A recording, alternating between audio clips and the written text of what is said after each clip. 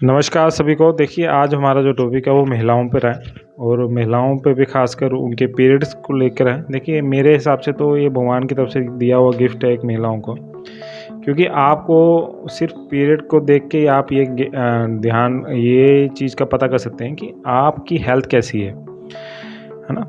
और ये पीरियड जो हैं ये आपके हर महीने होने वाली एक टाइप की शरीर की शुद्धि है, जो नेचुरल वे में हर महीने हो जाती है। तो इसके लिए अगर महिलाओं को जैसे पहले शर्म करते थे, इसको एक टाइप से शर्म मानते थे, तो ये एक गलत धारणा थी। ये एक तरफ से आशीर्वाद ही है भगवान का। बात ऐसी है कि अगर आपको हर महीने अपने स्वास्थ्य का रिपोर्ट कार्ड मिलता रहे तो क्या ये एक अच्छी बात नहीं है? बस आपको ये ज्ञान होना चाहिए कि आपको जो पीरियड आ रहे हैं वो हेल्दी हैं कि नहीं है। देखिए, महिलाओं को ज़्यादातर पता ही नहीं होता है कि उनके पीरियड हैं वो हेल्दी हैं या नहीं है। वो नॉर्मली कई चीज़ों को नॉर्मली मानती है पीरियड में होने जब उनको होती है वो प्रॉब्लम। उनमें सबसे बड़ी प्रॉब्लम एक होती है पेन। देखिए, हल्की-फुल्की पेन होना कोई बड़ा इशू नहीं है।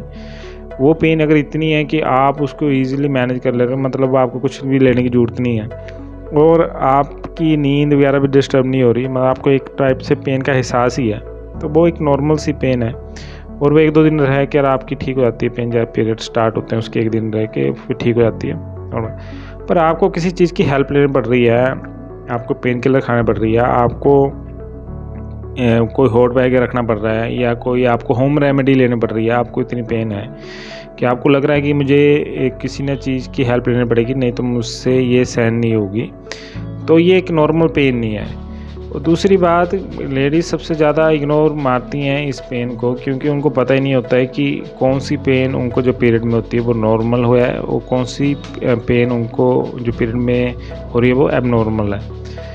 ज़्यादातर लेडीज़ जो हमारे पास आती हैं, तो जब हम उनकी एक अपनी प्रॉब्लम के लिए आती किसी और प्रॉब्लम के लिए है, जब उनकी एक डिटेल हिस्ट्री लेते हैं तो वो उस हिस्ट्री में हमें निकल के आता है कि इनको महीने जब आता है तो इनको इतनी पेन होती है कि इनको या तो हॉट बैग रखना पड़ता है या इनको पेन किलर खाने पड़ती है कभी-कभी।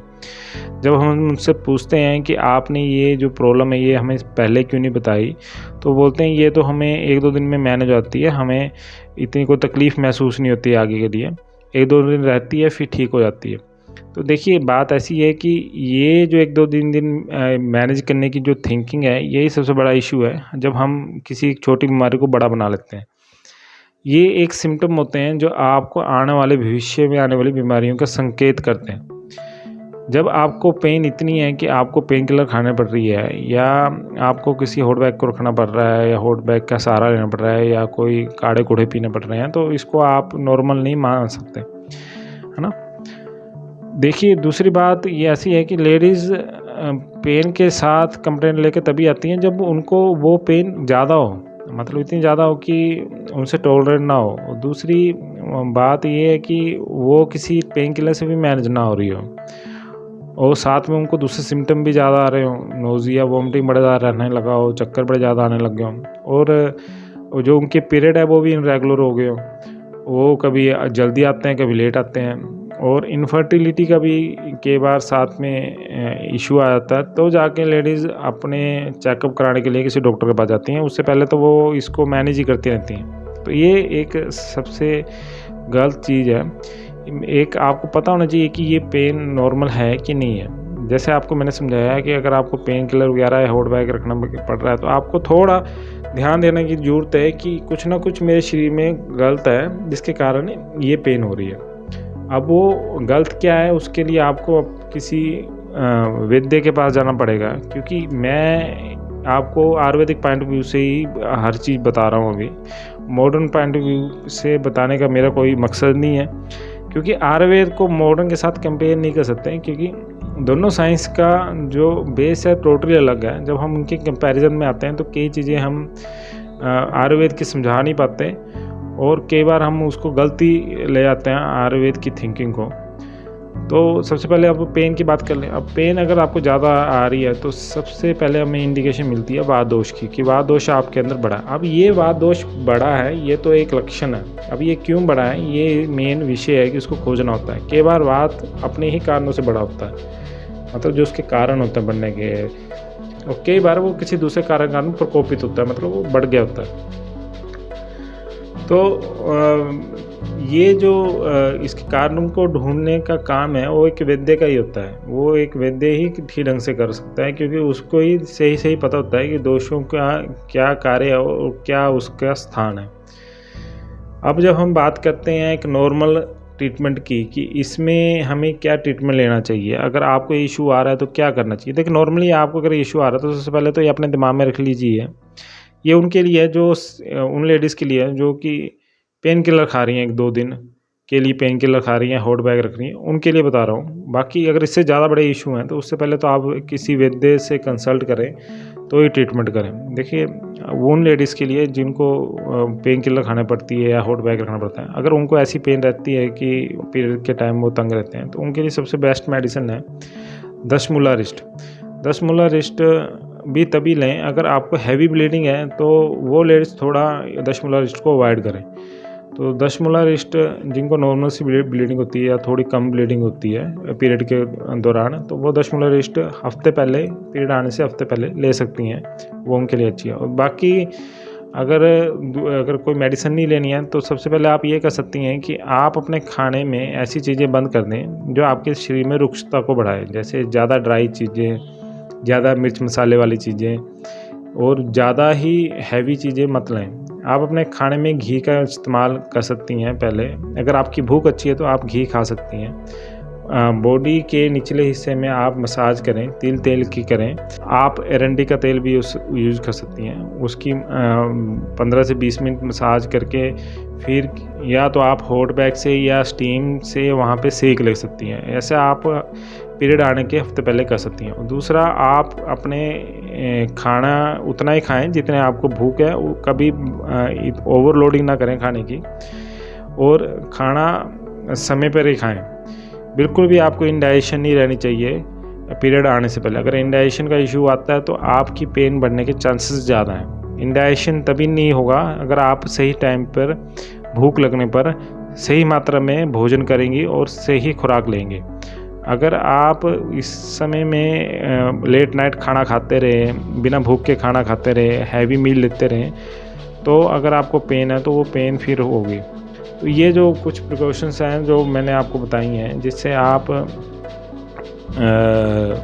इस चीज़ को कम कर सकते हैं।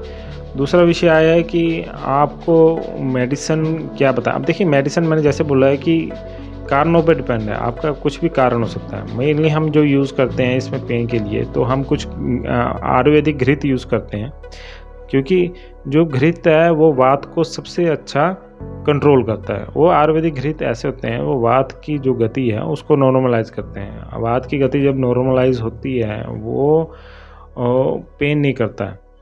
अब इसमें घृत यूज़ होते हैं। दूसरा है दशमूला रिस्ट का काफ़ी अच्छा यूज़ होता है। कुछ लेडीज़ में अशोका रिस्ट का भी यूज़ करना पड़ता है, उसका भी काफ़ी अच्छा रिजल्ट है। और परहेज़ में यही होता है कि आप मिर्च मसाले तीखी चीज़ें ना खाएं, और बद परहेज़ी जिसको बोलते हैं हम, ओवर फीडिंग करना या बे टाइम खाना, ऐसा ना करें। चाय कॉफ़ी का कम से कम इस्तेमाल करें।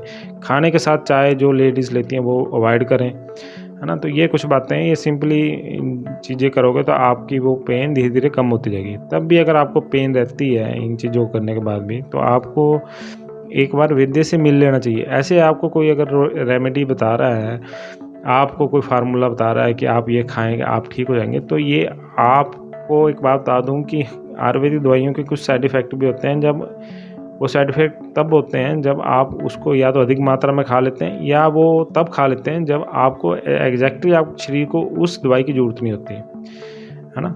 मान लीजिए कुछ दवाइयाँ गर्म हैं और आपके तासीर इस टाइम गर्मी की चली है, और वो दवाई जो किसी बंदे ने बताई है वो उसकी सारा फार्मूलेशन गर्मी है और आपने वो खा ली, तो आपकी तकलीफ़ तो आपकी तकलीफ़ घटने के बजाय वो बढ़ेगी, घटेगी नहीं। ठीक है। तो ये जो हम वीडियो कर रहे हैं, तो इसका मकसद इतना है कि जो लेडीज़ समझें कि अगर उनको पेन रह रही है, और जो मैंने पॉइंट बताया कि आपको पेन किलर या हॉट बैग लेना पड़ रहा है, तो ये भी एक इंडिकेशन है कि आपका स्वास्थ्य बिल्कुल ठीक नहीं है, कुछ ना कुछ इश्यू है। चाहे आपको अब ना मिले तो आगे कुछ सालों में आपको कुछ ना कुछ इश्यू आ सकता है। तो अगर पेन है तो किसी वैद्य की सलाह ले सकते हैं, या जो मैंने चीज़ें बताई हैं उनको आप अपना सकते हैं कि अगर हेल्दी लाइफ जी के भी आप इसमें आप फ़र्क महसूस कर सकते हैं अपने मेंसेस में। आप ये देख सकते हैं कि मेरे डेली रूटीन में मैं कुछ गड़बड़ तो नहीं कर रही। अगर आपको डेली रूटीन अगर आप सेट कर लें तो आपके कई पीरियड के इशू अपना आप ठीक हो जाएंगे। देखिए, पीरियड की ज़्यादातर डिसीज़ ना जो है वो लाइफस्टाइल डिसऑर्डर ही है। पीसीओएस हो गया, पीसीओडी हो गया, ये सब लाइफ आपके हार्मोन इम्बैलेंस हो गई, ये लाइफस्टाइल डिसऑर्डर ही है। इसमें आपको अपने लाइफ का स्टाइल ही ठीक करना पड़ता है। मेडिसिन तो साइड वाइज ही होती हैं। जो ये कहते हैं कि सिर्फ लाइफस्टाइल ठीक करके हम ठीक हुए हैं, तो इसमें कोई बुराई नहीं है। मेन ट्रीटमेंट तो वही है। बाकी जो मेडिसिन है वो तो हेल्प करती हैं, आपको कभी ठीक नहीं कर सकती। ठीक आप अपनी लाइफ को सुधार के होंगे, वो आपको सुधारनी पड़ेगी। ये सिर्फ इसलिए है कि आप समझें कि पेन है तो हर पेन अवॉइड करने वाली नहीं है। कुछ पेन पे आपको निगाह रखनी पड़ेगी, आपको ध्यान रखना पड़ेगा। और अगर आपके कोई क्वेश्चन है, कुछ आपके माइंड में चल रहा है कि कुछ आपको डाउट है, तो आप कमेंट बॉक्स में हमें लिख के भेज सकते हैं। हम कोशिश करेंगे आपके क्वेश्चंस के आंसर देने की, और जितना हो सके आप इस चीज़ को फैलाएं या अपने आसपास बात करें, जिससे ज़्यादा से ज़्यादा महिलाओं को ये पता चल सके कि हर पेन जो पीरियड में होती है वो अवॉइड करने वाली नहीं होती है, और कौन सी पेन है जो ठीक है और कौन सी पेन है जो ठीक नहीं है। धन्यवाद।